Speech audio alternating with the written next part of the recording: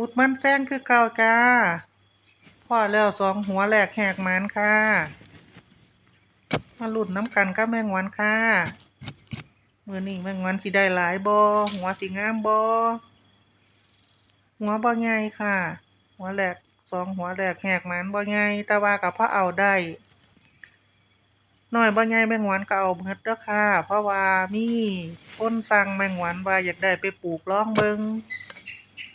แมงวันก็เอาทั้งมันกินมันปลูกเนาะค่ะมื้อนี้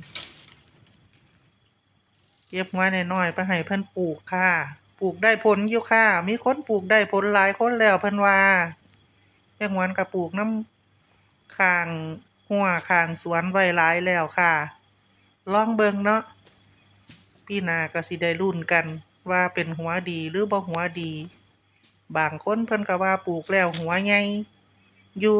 ว่าซั่นแมงวันก็เลยอยากปลูกค่ะก็พอดีก็มีใบเล็กเหลียงนั่นล่ะFC แมงวันเพิ่นก็สั่งคือกันเนาะค่ะก็แมงวันก็เลยเก็บไว้สะสมไว้ให้เพิ่นเนาะค่ะจังสิส่งไปให้เพิ่นปลูกค่ะได้ขึ้นมาอีกแล้วค่ะสามหัวทั้งน้อยทั้งใหญ่เอาคือเก่าค่ะอยู่นำกันเป็นกลุ่มเอาคือเก่า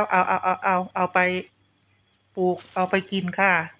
ปลูกไว้หลายๆปีหน้าจังสิบ่ได้มาถางป่าขุดแบบนี้เนาะค่ะขุดอยู่เฮียนเลยค่ะ